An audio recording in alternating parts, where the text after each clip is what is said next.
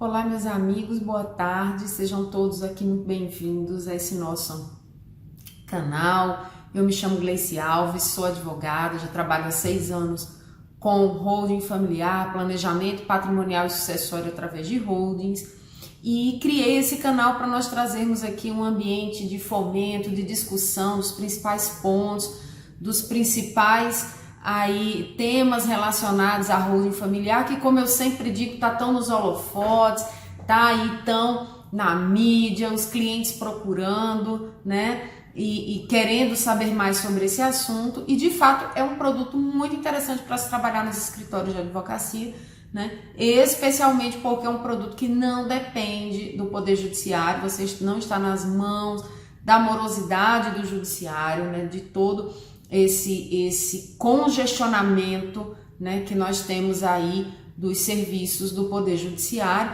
e que foi uma situação que foi assim agravada pela pandemia, porque os tribunais suspenderam o atendimento presencial aos advogados.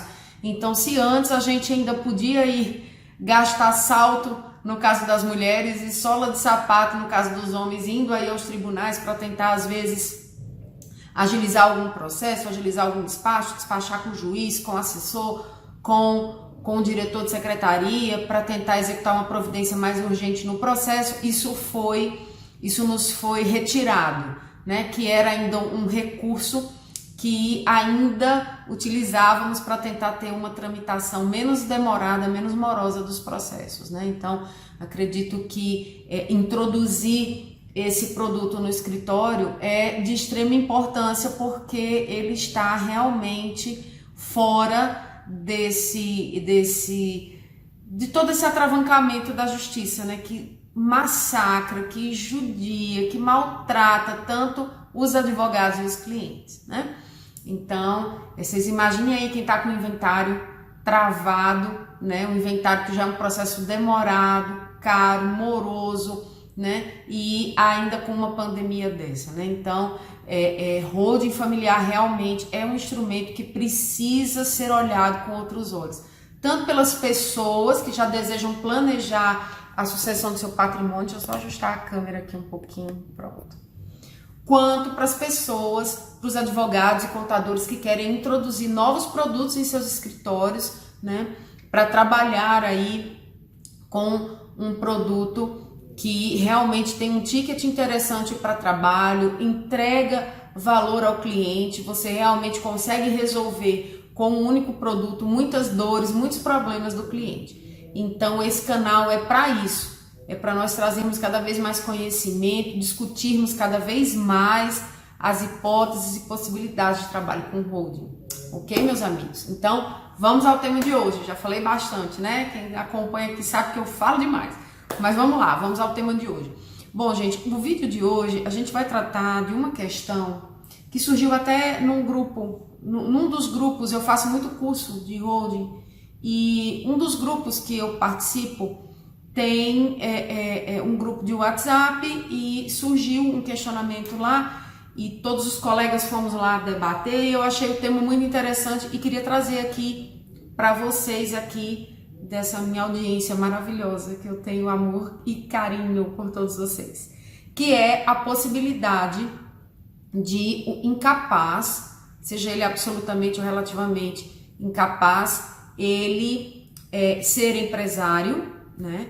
E o que é que isso pode implicar dentro de um planejamento através de holding, porque nós sabemos que uma holding, na verdade, ela nasce como uma empresa, né? Então, é um CNPJ, é uma personalidade jurídica, né? Ela não é só isso, logicamente, não é um CNPJ, não é você simplesmente PJB. Holding é um sistema de proteção, é um sistema de eficiência patrimonial, tributária, e com a possibilidade ainda de aplicação de regras de planejamento sucessório, né? Então, holding, na verdade, é um sistema, ok? Mas ela nasce como uma empresa, como um CNPJ, uma personalidade jurídica, ok? E aí nós precisamos entender aí se um incapaz ele pode ser empresário, quais são as condições para isso e o que é que isso tem a ver com o nosso universo de holding familiar.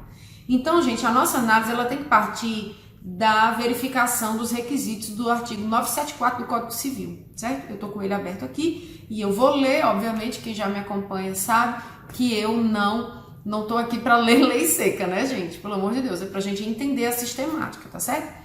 Mas eu vou começar lendo aqui porque eu acho que facilita a compreensão. Então, vamos lá. Artigo 974 do Código Civil. Poderá o incapaz, por meio de representante ou devidamente assistido, continuar a empresa antes exercida por ele enquanto capaz, por seus pais ou pelo autor da herança. Esse caso aqui de pelo autor da herança, gente, é nos casos, por exemplo, de um empresário que falece e deixa filhos menores. Esses filhos menores, eles herdarão cotas, né, por sucessão, ok? E aí, a depender do que consta no contrato social, se há a possibilidade do ingresso direto de herdeiros ou não na sociedade, né, se houver essa possibilidade, esse herdeiro menor passa a ser sócio, integrando aí as cotas antes pertencentes do seu pai ou da sua mãe falecido, né? E é por isso que é colocado aqui, ó, continuar a empresa antes exercida por ele enquanto capaz, por seus pais ou pelo autor da herança, tá certo? E aí, vamos lá, parágrafo 1º, importantíssimo, e a gente depois vai destrinchar isso e as implicações em relação à holding, ok? Nos casos deste artigo, precederá autorização judicial após exame das circunstâncias e do risco da empresa, bem como da conveniência em continuá-la, podendo a autorização ser revogada pelo juiz, ouvidos os pais, tutores ou representantes legais do menor ou do interdito, sem prejuízo dos direitos adquiridos por terceiros.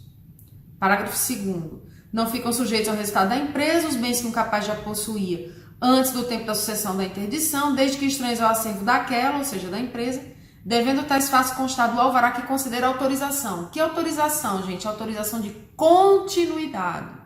Não é autorização de constituição, ok? Autorização de continuidade. Vamos voltar lá para o caput, tá certo? Desculpe, do parágrafo 1º, tá certo? Nestes casos, precederá autorização judicial. Que casos? A continuação dessa empresa, tá certo? Após o exame das circunstâncias e do risco da atividade empresária, tá certo? E aí vem parágrafo 3º. O registro público de empresas mercantil, a cargo das juntas comerciais, deverá registrar contratos ou alterações contratuais de sociedade que envolva sócio incapaz, desde que atendidos de forma conjunta os seguintes pressupostos. Inciso 1. O sócio incapaz não poderá exercer a administração da sociedade. Inciso 2. O capital social deve ser totalmente integralizado. Vamos falar a implicação disso nas holdings familiares. E o sócio relativamente incapaz deve ser assistido e o absolutamente incapaz deve ser representado por seus representantes legais. E aí vamos lá, gente. Calma. Primeiro ponto que a gente deve tratar aqui é o caput do 974, certo? Poderá o incapaz, por meio de representante ou devidamente assistido, continuar uma empresa antes exercida por ele enquanto capaz. Então, gente, qual é a situação aqui? Uma situação de incapacidade superveniente à condição de empresário. Então, a pessoa já era empresário, já exercia uma atividade empresária ou de repente já tinha uma holding familiar antes de tornar-se incapaz e aí sobrevindo uma incapacidade, em sendo essa pessoa interditada, nós sabemos aí que houve uma alteração na legislação civil e não há mais aquele instituto efetivo da interdição, né? Mas não é o objeto do vídeo. Vamos continuar tratando aqui do tema para nós entendermos a dinâmica, ok?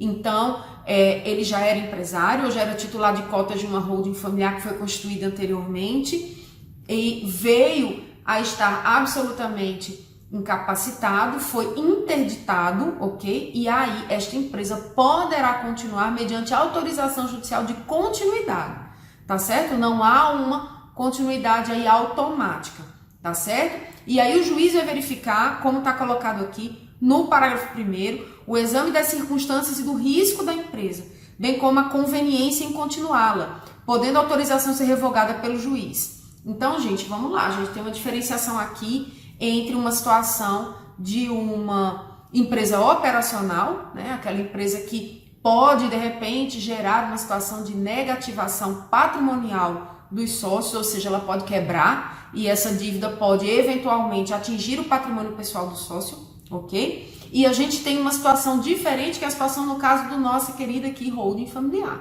Então, imagine a situação de um pai ou uma mãe que constituiu uma holding familiar, né? Mas que ao longo da vida teve algum problema de saúde, alguma condição clínica às vezes, ou um acidente, enfim, um infortúnio da vida, essa pessoa acabou ficando absolutamente incapaz. E aí a continuidade dessa holding precederá de autorização judicial verificadas, vou reler aqui o que está textualmente no parágrafo 1º, circunstâncias e riscos da empresa, bem como a conveniência em continuá-la.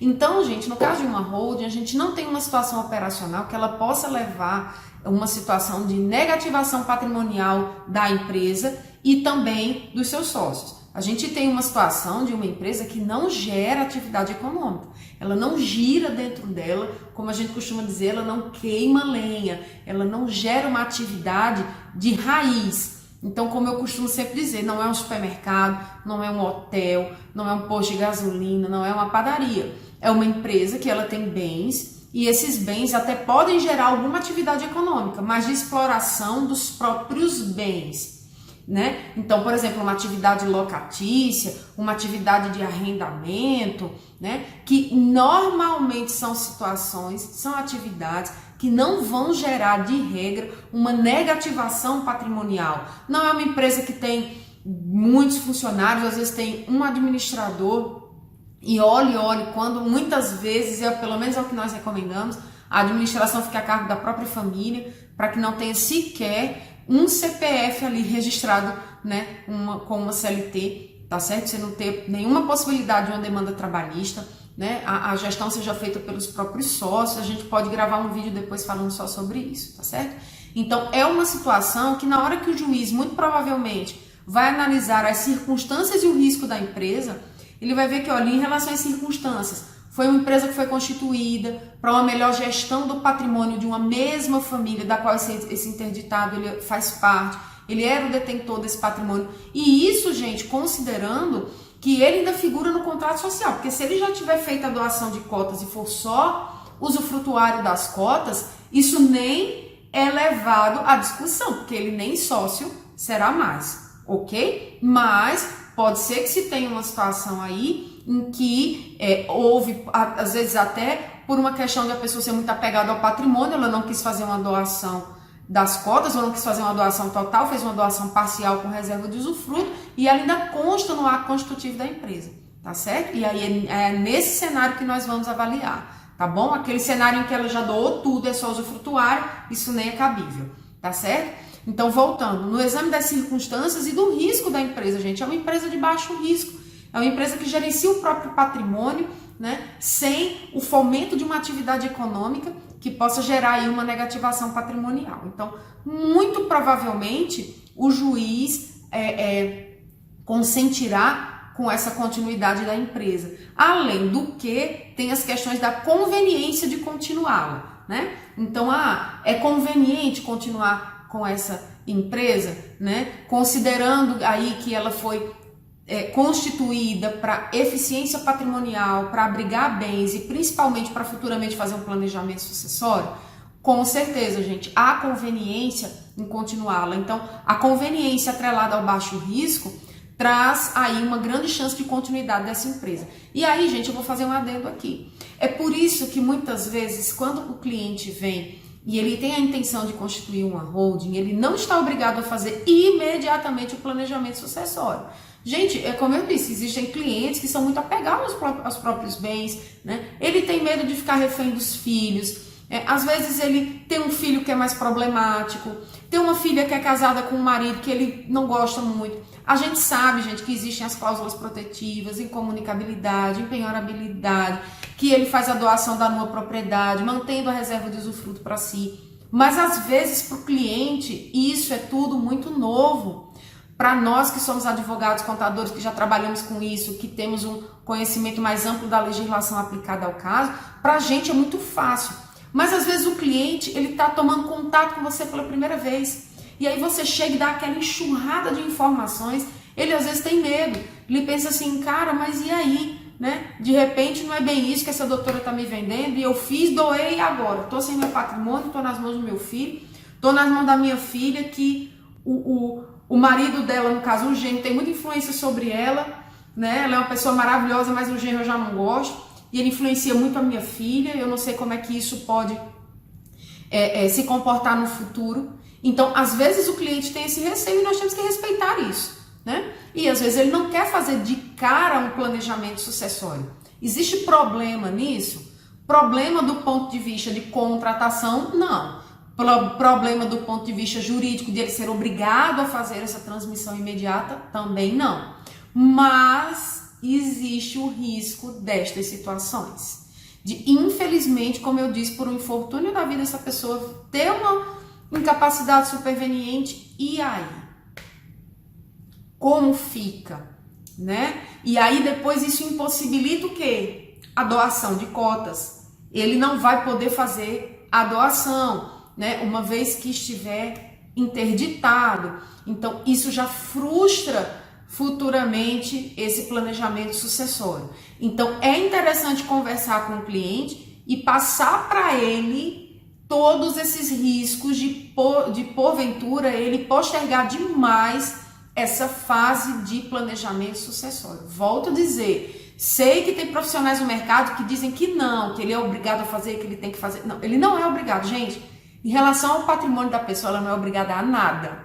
O patrimônio é dela, a gente precisa entender isso na qualidade de advogado. O dinheiro é dela, o patrimônio dela, faz o que ela quiser. Se ela disser, como eu ouvi uma vez de um cliente, doutora, eu já trabalhei muito para deixar patrimônio para os meus filhos. Depois que eu morrer, eles que se virem para passar esse patrimônio para o nome deles. Eu ouvi isso de uma pessoa, né? E eu vou dizer o quê? Ele está errado? Não, é o posicionamento dele. Ok, a gente precisa respeitar. O advogado não pode impor para o cliente algo que ele não quer, certo? Mas existe esse risco e o cliente precisa ser alertado disso, ok? E aí, avançando um pouco mais, a gente tem aqui a questão dos requisitos que são trazidos pelo parágrafo 3º do 974, né? Que é a situação do registro público de empresas mercantis a cargo das juntas comerciais, deverá registrar contratos ou alterações contratuais de sociedades que envolvam sócio incapaz, desde que atendidos de forma conjunta os seguintes pressupostos. E aí, vamos lá. O sócio incapaz não pode exercer a administração da sociedade, o capital social deve ser totalmente integralizado, o sócio relativamente incapaz deve ser assistido e o absolutamente incapaz deve ser representado por seus representantes legais, tá certo? E aí, gente, existem algumas situações aqui. Imagine a situação que você tem uma pessoa que ela não era empresária, ela se tornou incapaz, como eu disse, por um infortúnio da vida, uma condição clínica, uma doença, um Alzheimer, uma demência senil, ou às vezes um AVC, alguma condição clínica que acabou tornando essa pessoa absolutamente incapaz e ela está interditada. Como eu disse, vamos usar ainda o Instituto da Interdição para a gente entender a sistemática. Não é objetivo tratar dessa alteração da legislação, ok? Então, ela foi interditada. E aí a família, prevendo a questão sucessória, diz assim, eu quero fazer agora uma holding, mas o meu pai é interditado, a minha mãe é interditada. Problema, gente, problema. Especialmente envolvendo imóveis. Por quê, gente? Porque a integralização de capital social, a gente já viu aqui inúmeros vídeos, mas eu vou repetir porque pode ser que esse seja o seu primeiro contato com o canal. A integralização de capital social, ela é ato oneroso análogo à compra e venda, ok? Então, ela se equipara a uma compra e venda para todos os efeitos legais. Especialmente em relação a imóveis, a gente já viu que é por isso que tem toda aquela discussão em relação ao ITBI, inclusive incidindo a questão do imposto de transmissão de bens imóveis, justamente porque se equipara a uma compra e venda, ok? E aí, meus amigos, nesse caso, não tem jeito.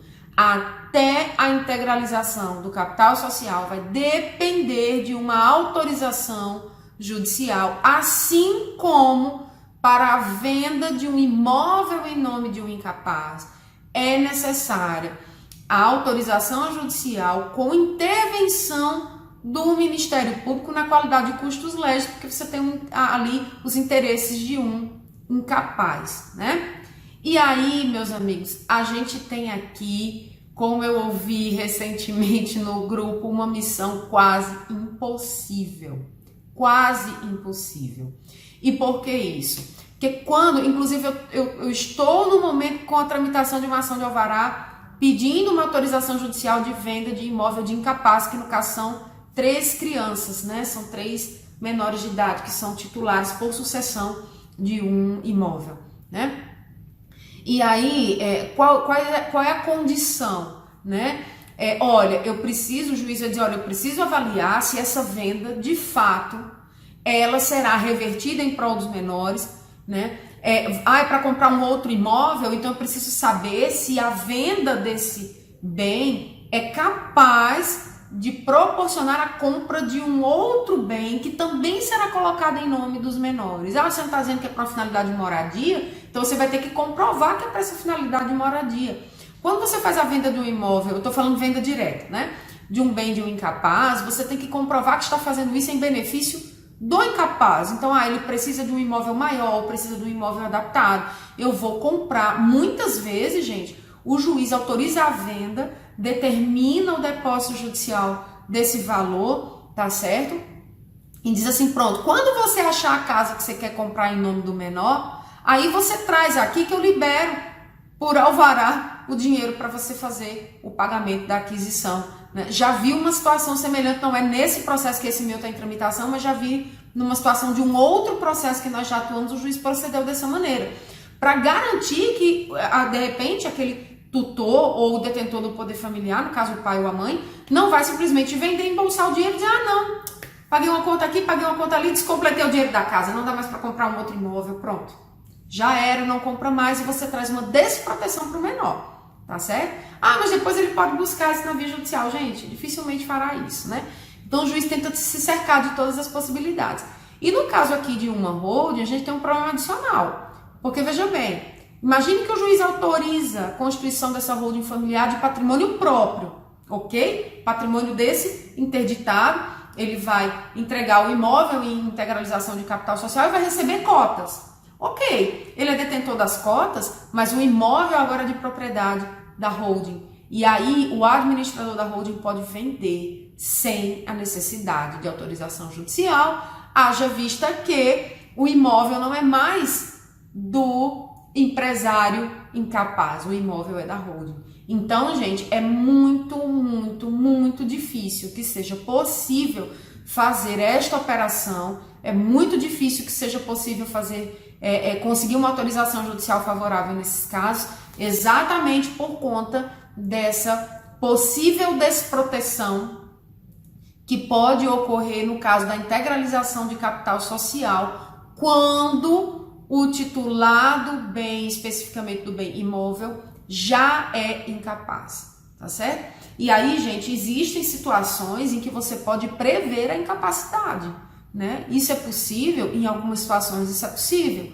Então, por exemplo, a família sabe que o pai ou a mãe já está diagnosticado com Alzheimer, né? Já está diagnosticado com o princípio de uma demência senil. Então, essa pessoa ainda está no gozo de suas faculdades mentais, ele ainda é capaz de discernimento, ele ainda tem capacidade de manifestação de vontade consciente, certo, gente? Mas a gente sabe que em algumas situações a evolução dessas doenças, ela infelizmente é muito rápida e a pessoa perde capacidade muito rapidamente. E aí, se for do interesse dessa família, inclusive dessa pessoa, se ela ainda tiver em condições de manifestar vontade validamente, é possível fazer a constituição de uma holding, é possível fazer aí um planejamento sucessório. Mas depois que a incapacidade já se instalou, se esse planejamento ele não foi executado, gente, é muito,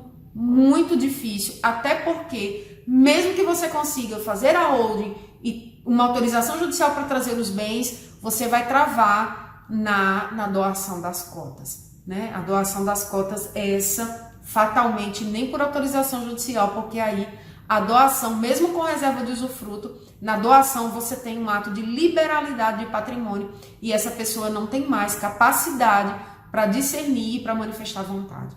Ok, gente? Então, assim, é importante trazer isso para os clientes, dizer que postergar demais essa fase do planejamento sucessório pode, em algumas circunstâncias, significar a sua não ocorrência. Ok, gente? Então, era essa a mensagem desse vídeo. Eu quero agradecer a todos. Se você gostou do conteúdo, se inscreva no canal, deixe seu like, deixe seu comentário. Se você ainda tiver alguma dúvida, deixe sua dúvida. Eu tenho procurado responder todas as dúvidas que chegam no canal, não deixo ninguém sem resposta. E isso tem trazido um engrandecimento muito grande dos conteúdos que são tratados aqui. Ok, meus amigos? Então, muito obrigada e até nosso próximo vídeo.